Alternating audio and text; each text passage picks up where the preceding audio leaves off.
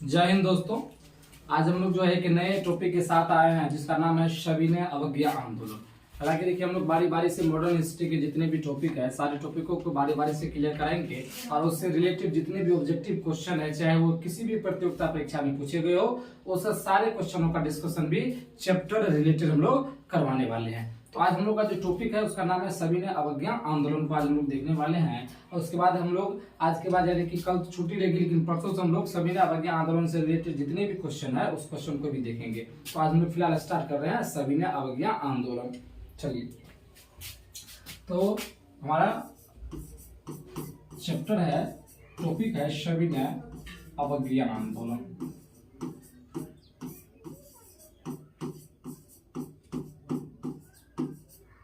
सविनय अवज्ञा आंदोलन, इसको स्टार्ट करते हैं। देखिए पहले बात है कि सविनय अवज्ञा आंदोलन स्टार्ट करने के पीछे कारण क्या थे, ये प्रारंभ क्यों किया गया था, इसके उद्देश्य क्या थे, बिहार से इसकी भूमिका क्या थी, तो हम लोग सारी चीजों को देखने वाले हैं। प्रारंभ क्यों हुआ था और ये जो उद्देश्य क्या था, इसका उद्देश्य की प्राप्ति के किस उद्देश्य की प्राप्ति के लिए सविनय अवज्ञा आंदोलन प्रारंभ किया गया था और बिहार से सविनय अवज्ञा आंदोलन में बिहार की भूमिका क्या थी, तीनों चीजों को हम लोग संपूर्ण रूप से देखने वाले हैं। बिहार की भूमिका को भी देखेंगे, ठीक है। तो चलिए हम लोग स्टार्ट करते हैं कि आखिर सविनय अवज्ञा आंदोलन जो है उसके स्टार्ट करने के पीछे कारण क्या रहे होंगे। तो प्रारंभ करने के पीछे क्या कारण था, आप सबों को पता होना चाहिए कि जो साइमन कमीशन आया था, साइमन कमीशन 1927 ईस्वी में जो आया था, उस साइमन कमीशन में जो 7 सदस्यों का एक कमीशन था उसमें सातों के सातों सदस्य अंग्रेज थे, जिस कारण से साइमन कमीशन क्या हुआ, असफल रहा भारत में। तो ये भी एक कारण बना था सविनय अवज्ञा आंदोलन का। दूसरी बात कि 1929 और 30 ईस्वी में जो पूरा विश्वव्यापी जो आर्थिक रूप से जो तंगी आया था उसका कारण भी बनता है सविनय अवज्ञा आंदोलन। और आपको पता होना चाहिए कि जो नेहरू रिपोर्ट को अस्वीकार किया गया था वो भी एक कारण बन जाता है सविनय अवज्ञा आंदोलन स्टार्ट करने के। तो हम लोग प्रारंभ के कई कारण हुए हैं, उस कारणों को हम लोग आज देखते हैं। कि आपको पता होना चाहिए कि 1929-30 की बात है, सर्वव्यापी आर्थिक तंगी आया था, सर्वव्यापी आर्थिक तंगी, ये भी एक कारण बनता है किसका, सविनय अवज्ञा आंदोलन स्टार्ट करने के पीछे। दूसरा कारणों में हम लोग देखते हैं कि नेहरू रिपोर्ट को अस्वीकार किया गया था, नेहरू रिपोर्ट को अस्वीकार किया गया था।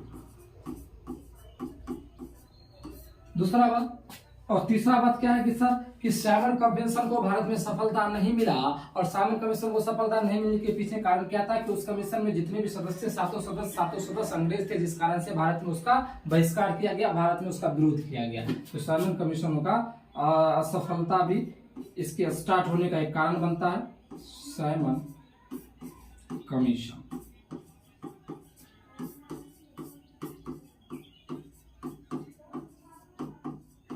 की असफलता। आगे क्या था सर कि गांधी जी के द्वारा लॉर्ड इरविन के समक्ष जो 11 सूत्री मांग रखा गया था वो मांग को उनके द्वारा स्वीकार नहीं गया था, जिस कारण से गांधी जी ने कहा कि यदि इस पर लॉर्ड इरविन कुछ इस पर आश्वासन नहीं देते हैं तो हम लोग अपने शांतिपूर्ण तरीके से सविनय अवज्ञा आंदोलन प्रारंभ करेंगे। बेसिकली ये उद्देश्य किस उद्देश्य की प्राप्ति के लिए किया गया था, तो अब बोला गया था कि हालांकि वहां हम लोग आते हैं उद्देश्य पर, तो हम लोग उस चीजों को जानेंगे। तो यहाँ पर क्या था कि 11 सूत्री मांगों को अस्वीकार किया गया, अस्वीकारा गया।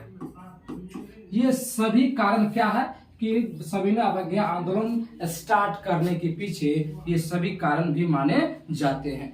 चलिए तो हम लोग देखते हैं कि किस उद्देश्य की प्राप्ति के लिए यह आंदोलन प्रारंभ किया गया था। आपको पता होना चाहिए कि अब जो है 1929 का लाहौर अधिवेशन होता है, कांग्रेस का लाहौर अधिवेशन होता है, यानी कि कांग्रेस का जो अधिवेशन होता है वो लाहौर में संपन्न होता है और उस अधिवेशन की अध्यक्षता किसके द्वारा किया जाता है, पंडित नेहरू के द्वारा किया जाता है। यानी 1900 देख लीजिए कि स्टार्ट हुआ भी और किसको परमिशन दिया गया था कि अब आप सविनय अवज्ञा आंदोलन स्टार्ट कर सकते हैं और किस अधिवेशन में यह बात रखा गया था और किस उद्देश्य की प्राप्ति के लिए यह स्टार्ट किया गया था, उस सारी चीजों को हम लोग उद्देश्य में ही देख लेते हैं। चलिए तो 1929 का जो है कांग्रेस का अधिवेशन कहाँ होता है सर? लाहौर में होता है। और जिसकी अध्यक्षता कौन करते हैं? तो पंडित नेहरू। पंडित नेहरू करते हैं। हालांकि इस अधिवेशन की प्रमुख बातें और प्रमुख मांग क्या था? अब नेहरू के द्वारा कहा गया अब हमें स्वराज नहीं चाहिए, अब हमें पूर्ण स्वराज चाहिए। क्या चाहिए? पूर्ण स्वराज। इस अधिवेशन की जो मुख्य बातें थी, मुख्य मांग जो था, प्रमुख मांग हम लोग कह सकते हैं, प्रमुख मांगों में से हम लोग क्या कह सकते हैं कि इस अधिवेशन की जो प्रमुख मांग थी वो थी कि पूर्ण स्वराज की मांग, पूर्ण स्वराज की मांग, पूर्ण स्वराज की मांग। और इसी से स्टार्ट होता है। यही हमारा बेसिकली उद्देश्य भी था कि अब हमें पूर्ण स्वराज चाहिए, अभी हम स्वराज नहीं चाहिए, अब हमें पूर्ण स्वराज चाहिए। चलिए, तो बेसिकली क्या था कि पूर्ण स्वराज की मांग की प्राप्ति के लिए हम लोग आंदोलन को स्टार्ट कर रहे थे। दूसरी बात, 1929 का जो कांग्रेस का जो अधिवेशन लाहौर में संपन्न हो रहा था, उसमें कांग्रेस कार्यकारिणी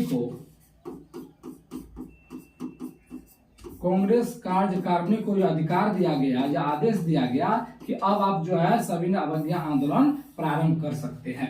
उसी प्रकार से जो कांग्रेस कार्यकारिणी का जो पहला बैठक होता है वो 1929 में संपन्न होता है। और कहाँ संपन्न होता है? लाहौर में संपन्न होता है। ठीक एक साल बाद कांग्रेस कार्यकारिणी का दूसरा बैठक आपको संपन्न होता है, आपको कहाँ? साबरमती आश्रम में। ठीक एक साल बाद, यानी कि फरवरी 1930 की घटना है। फरवरी 1930 की कांग्रेस कार्यकारिणी की दूसरी बैठक संपन्न होती है। कांग्रेस कार्यकारिणी की दूसरी बैठक आपको संपन्न हो रहा है। दूसरी बैठक कहाँ संपन्न हो रहा है सर? साबरमती आश्रम में। कहाँ? साबरमती आश्रम में। और कहाँ है साबरमती आश्रम? बेसिकली गुजरात में। तो गुजरात के साबरमती आश्रम में कांग्रेस कार्यकारिणी की दूसरी बैठक संपन्न हो रही है। और इस बैठक में सविनय अवज्ञा आंदोलन का नेतृत्व के रूप में गांधी जी को सौंप दिया जाता है। यानी कि अब सविनय अवज्ञा आंदोलन का नेतृत्व कौन करेंगे? गांधी जी करेंगे। किस अधिवेशन में सौंपा गया? किस कार्यकारिणी की बैठक में? तो कार्यकारिणी की दूसरी बैठक में, कांग्रेस कार्यकारिणी की दूसरी बैठक जो फरवरी 1930 को संपन्न हुई थी। और कहाँ? साबरमती आश्रम में हुआ था। इसी अधिवेशन में, इसी बैठक में गांधी जी को यानी कि सविनय अवज्ञा आंदोलन स्टार्ट करने के लिए और गांधी जी को सविनय अवज्ञा आंदोलन का नेतृत्व करने के लिए चुन लिया गया था। यानी कि इसी में गांधी जी को नेतृत्वकर्ता के रूप में चुना गया था। किसके नेतृत्वकर्ता के रूप में? तो सविनय अवज्ञा आंदोलन के नेतृत्वकर्ता के रूप में चुना गया।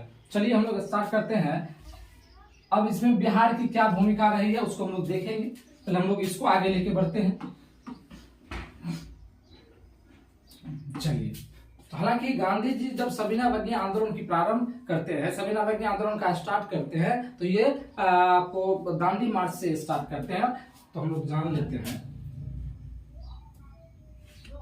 चलिए, ये जो स्टार्ट कर रहे हैं अपना अभियान जो चालू कर रहे हैं, किस मार्च से? दांडी मार्च से, या इसको दांडी यात्रा भी हम लोग कह सकते हैं और दांडी मार्च भी कह सकते हैं। गांधी जी सविनय अवज्ञा आंदोलन स्टार्ट जो कर रहे हैं वो किस मार्च से? ये क्वेश्चन पूछा भी जाता है कि गांधी जी सविनय अवज्ञा आंदोलन किस मार्च से स्टार्ट किए थे? वो दांडी यात्रा से। और दांडी यात्रा था क्या सर? जो नमक पर जो अधिकार था, मोनोपोली था, वो अंग्रेजों का था। अब हम लोग नमक नहीं बना सकते हैं, हम लोग के घर में नमक नहीं बनाया जा सकता है। अंग्रेजों के द्वारा जो बनाया गया नमक है उसी का हम लोग सेवन कर सकते हैं, उसी का इस्तेमाल कर सकते हैं। और उस पर हम लोग को टैक्स देना पड़ता था, और कम टैक्स नहीं, भारी मात्रा में टैक्स देना पड़ता था, जो हम सबों के लिए सहज महसूस होने वाली बात नहीं थी। इसलिए गांधी का मानना था कि नमक हर लोगों के लिए उपयोगी है, नमक हर थाली में उपयोगी है, इसीलिए इसको हम लोग ही बनाएंगे और हम लोग के द्वारा ही इस्तेमाल किया जाएगा। तो नमक कर का विरोध करने के लिए ये यात्रा गांधी जी के द्वारा प्रारंभ किया जा रहा है। और यह यात्रा जो प्रारंभ किया जा रहा है ये आपको 12 मार्च 1930 से प्रारंभ किया जा रहा है। और कहां से प्रारंभ किया जा रहा है? साबरमती आश्रम से। कहां से? साबरमती आश्रम से प्रारंभ किया जा रहा है। और ये कब तक चलेगा? ये यात्रा चलेगा 6 अप्रैल 1930 तक।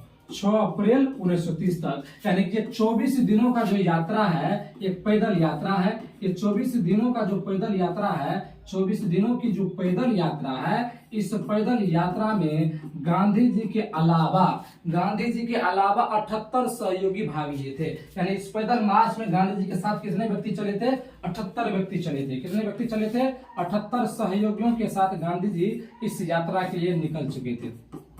और पूछा भी जाता है कि 78 सहयोगियों में से बताइए बिहार से कौन ऐसे सहयोगी थे जो गांधी जी के साथ कदम से कदम मिला के चले थे दांडी मार्च में? उस व्यक्ति का नाम था गिरिधर लाल चौधरी, या गिरिवरधर चौधरी भी कहते हैं, गिरिवरधर चौधरी। इसको और दूसरे नाम किस नाम से जानते हैं? या कारो बापा के नाम से जानते हैं, कारो बाबा के नाम से भी इसे जाना जाता है। ये क्वेश्चन पूछा जाता है कि बिहार की तरफ से दांडी मार्च में गांधी जी के सहयोगी के रूप में कौन थे? तो कौन थे? गिरिवरधर लाल चौधरी या कारो बापा, जो इसका उपनाम है कारो बापा। तो यानी कि पूछा भी जाता है। चलिए उसके बाद हम लोग थोड़ा सा इसको स्लाइड को चेंज करते हैं और बढ़ते हैं थोड़ा सा। हाँ चलिए, यानी कि अब जो साथ दे रहे हैं, यानी कारो बापा बिहार की तरफ से साथ दे रहे हैं। बिहार की तरफ से यही गांधी जी के 78 सहयोगियों में से एक सहयोगी गिरधर लाल चौधरी भी हैं, या गिरिवरधर चौधरी या कारो बापा भी हम लोग कह सकते हैं। अब यानी कि लगभग ये जो है